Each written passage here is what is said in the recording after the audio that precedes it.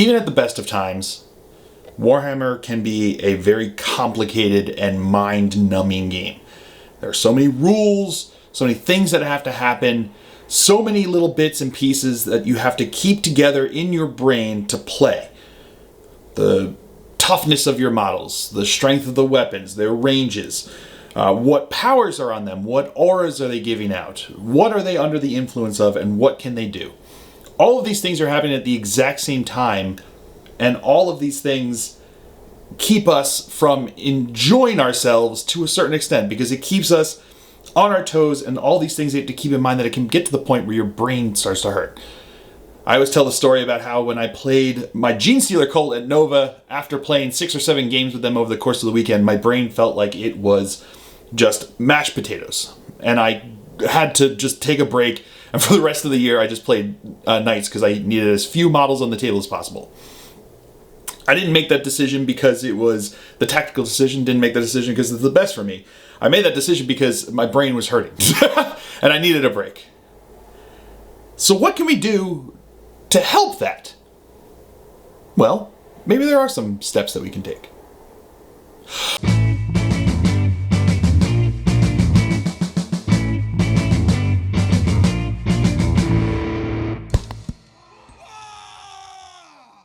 Welcome, ladies and gentlemen, to another Glacial Geek video.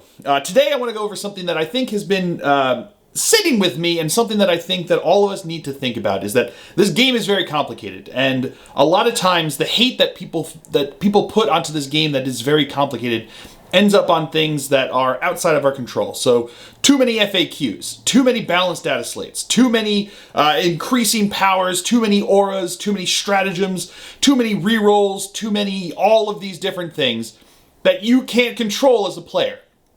You have to play with the game that's presented to you. So if GW wants to come out with FAQs and you want to play in a competitive environment that you don't have the option to make that choice about, or the people that play with you want to play with those rules, you have to play with them. And at the end of the day, if we get mad at what we're presented with, then we have two options. One, we don't play it. Or two, we find ways to play it and enjoy it. Because this is a hobby, and I say this all the time, and I will continue to say it until my voice is raw. It's a hobby, and it is meant to be fun. So if you can't find a way to make it fun, then you're in a bad spot, and it's no longer a hobby. Now it becomes a task, it becomes a chore, and that is not what Warhammer is best at. It's not best at being a chore. It's best at being a hobby, being a game, being fun for us to do. So what can we do to make it easier, to make our life easier? If we can't stop the FAQs, if we can't stop the codex changes, we can't stop the stratagems, we can't stop these things that are out of our control, what can we do to make the game itself more manageable, easier to play, and thus easier on our brains and more enjoyable at the end of it? Well, there are certain steps you can take. One of them is knowing your army. Honestly, knowing the rules and not having to look up what the toughness of your Terminators is every 3 seconds makes the game flow better, makes the game more enjoyable. And I know that it's like an ongoing joke, like, read the codex, look, it's in the book, you know, take a look, it's in the book. I hate the dismissive noise that everyone makes about that, but the fact is, the more you know about it, the more enjoyable the game comes. So if you have a question and you couldn't find it in the book, then please ask the question. You should always ask the question. And if you don't want to give the answer, you just want to give a snarky comment, scroll on, move past it, make everyone's life better, including yours, because you don't have to continue that sense. But I will say that reading your codex and not just taking the rules from Battlescribe or just taking the rules from what someone says, reading the book yourself, understanding the rules that you're playing with, will make the game flow better. Doesn't mean you're going to get it 100% right every time. Absolutely not. I don't care how many times you read that book, you will inevitably make a mistake. And anyone out there who says they've played a game without ever making a mistake and never makes a mistake on the table is either a liar or completely unaware of how they play the game. That's the fact. There are so many rules that rules are going to be mistaken. But if we are not stressing over not knowing the rules, we can enjoy the game better. And we can enjoy the game we are playing better. So understanding the rules is step number 1 to making the game a bit more enjoyable for you. There are also plenty of tools that we can get to help us play the game in a simpler fashion. This came with the Genestealer Code Codex. It is a 9-inch marker. It is just a piece of cardboard that is 9 inches long. Why is this important? Why is this cool? Deep strikes are 9 inches long. I don't have to hold my measuring tape and hope to get it down on the level of the bases and where I go. I place this up against the enemy model's base, and I place my model on the other end of it. He is now more than 9 inches. He's at least 9 inches away. 9 point whatever you keep him away from the end of this, inches away from the enemy models.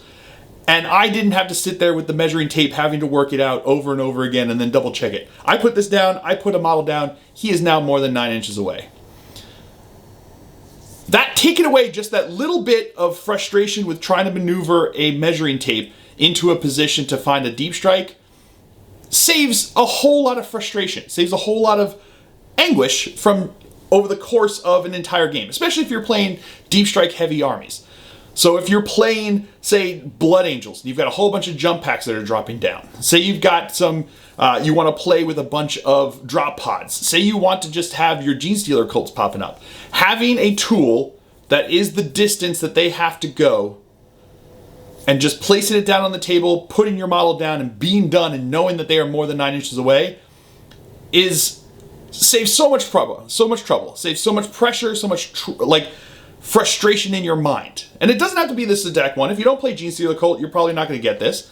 But they sell widgets like this that you can buy that are 9 inches wide, and then you just put it down the same exact thing. You can take a bunch of those, like the red whippy sticks that used to come from other editions, cut some of those down to 9 inches, and now you've got a bunch of different ones. Straws, wooden dowels, it doesn't matter what it is. As long as they are exactly the 9 inches that you need to just place down and place your model away from there, it will save a bunch of frustration. There are also a ton of other little bits and bobs out there. This got sent to me by Grot Skullworks. And they have an Etsy page that you can go to. In fact, if you use the code Glacial Geek 22, you can get a 15% discount on your purchases with it. But essentially what they are these, that was a little hard to read, I grabbed the wrong one here. They're little button things. I'll have closer looks in there. They're little buttons, basically without the pin on the back, that have different things on it. So this one says -1 to hit. You have a bunch of different markers that tell you the different effects that your models might be under. So say you have a model that gives out +1 to hit to units at the command phase. You declare it, you put that little marker right next to them, and now you have a visual reference to what that model has to have. You don't have to keep remembering it. You can see it there when you decide to activate that unit. And every time you activate the unit, you will see it. So you don't have to worry about forgetting it. You can see it when you move it up with them. You have an understanding of what it is, and it just takes a little bit of the pressure off of the back of your mind that you needed to keep all of that straight. And it allows you to focus on the game and have fun and do what you want to do with it. You can buy these, you can make them out of little bits of card or whatever you want to do. You could buy your own button machine if you want. These are really freaking cool though. Nicely designed, easy to read, get everything I want. They have different factions, which is beautiful to go check them out. So go check them out. I don't get a kickback from it. They were just very kind enough to send me some to use in my battle reports. I used one last night and it was great. But you just have to have, you can use something like this to ease the stress off of your shoulders, off of the back of your mind, trying to keep track of all the different auras and the different effects that are going on, from psychic powers, from, you know, your priests chanting their prayers, to auras given out, to command benefits given out. All these things start to add up, and it becomes stressful to try to keep them all keep track of all of them. When you just have a little bit of a little knob, a little button that you can place next to that unit, now you know what they have, and that's one less thing to be stressed about. And you can worry about all the other things that go on in a game, the tactics, all the things that we want to have in the game. You can focus on those when you don't have to keep track of all this other stuff that's going on. So, little markers to keep track of how things are going on the table, to give you a visual reference that you can make an idea of what's happening. And it helps. It certainly helps, because it just keeps that bit of stress off of you and allows you to keep going through the game and enjoy it for what it's supposed to be, without having to stress about the things that become overwhelming easily. Another thing, a dice cube, or any kind of set of dice that are just uniform. You know, I will be the first one to tell you I love collecting random dice. I love, especially custom dice. I love collecting custom dice from people that make them, from groups that have them. I love them. And I have a whole collection of them that I love to work with. That I love having, I love rolling, I love playing with them. But if you have a uniform set of dice, like from a cube like that, or just buying them in bulk or whatever you have, the benefit for having uniform dice like that is that mentally you don't have to keep reading the dice individually and separately for what they have. You can develop the ability to just read the dice as they fall, and it speeds up your play, and it also de-stresses your brain from having to process them as much. It becomes easier to keep up with. At this point, my Glacial Geek dice, I am really quick at being able to read those because I play with them all the time. They are uniform and they have all the same markings, the same size. I know where the pips are going to be. So I don't have to sit there counting pips all the time. I can see how they fall down, and it makes it just a little bit easier on me as I'm playing. Especially when I'm doing a battle report, there's 1,000 things that I have to keep on track of the game as well as filming and narrating. That's one less step that I have to worry about, is trying to read all the different dice like that. So when I play with mine, I can roll them, I know what they're going to be, and I can see what they do. And it just takes the stress down a little bit. Another thing, this. It's just a blank notebook. But what you can do with this blank notebook is keep track of all the different stuff that you need. So before the game starts, you have an idea of certain stratagems that you know you're going to use. So say I'm going in with my Dark Angels. If I've got a big unit that has plasma, Weapons of the Dark Age, gonna want to keep track of that in my mind. Maybe I'm gonna have Fury of the First is something that I want to keep in mind. Maybe I got a bunch of Terminators that I'm playing with. Regardless of what it is, we all have a game plan when we go into the game with our list. We know what we want our list to do. We know how we want them to act, and we know what we want them to be able to do on the table. So if you just have a piece of blank paper, a notebook, whatever it is, you can take a few minutes before the game starts, before the game even begins, before you even leave your house to go to the game store, or before your friend comes over that day to go play in your garage or basement, wherever it is.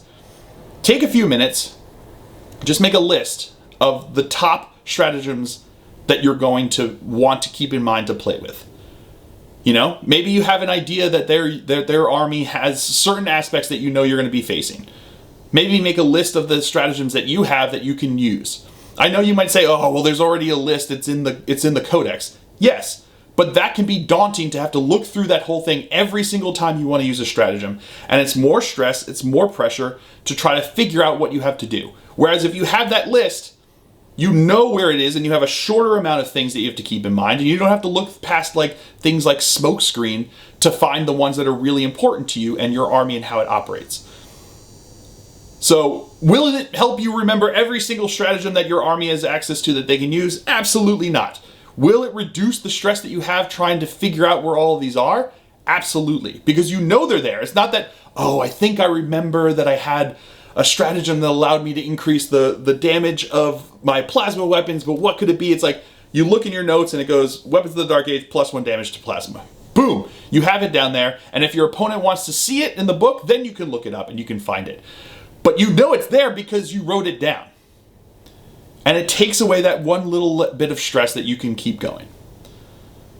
So, the common denominator throughout all of these are minor reductions in stress and minor reductions in pressure that you put yourself under and your brain under while playing the game.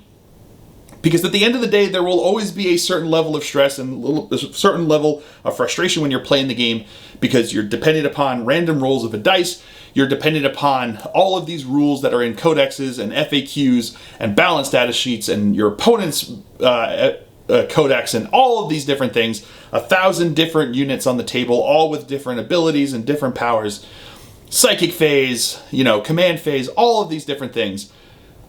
But if you can find small ways to reduce the stress in-game while you're playing, you're going to find that you're going to enjoy the game a whole lot more. Some of the top players, they made those magic card versions of stratagems and stuff so they could keep mind, and they had a visual reference for them when they went through their practice games. They knew what they were looking for because they didn't all look the same. They knew what they were looking for with the different cards. They had their different powers. You could write down, when I played my GSC after a while, I used to make a cheat sheet that was as much for my opponent as it was for me, of all the different upgrades and powers and abilities that my different guys had, to keep it straight in my mind so that I could play the game and focus on what was fun to me, the tactics and the actual gameplay, as opposed to trying to process all of these small inconveniences.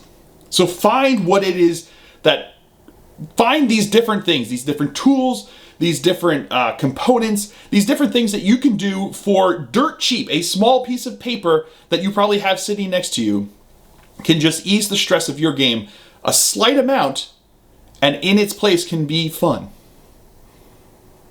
So there we go. The end of the day, the lesson is, don't be annoyed with the things that you can't control. Try to control the things that you can.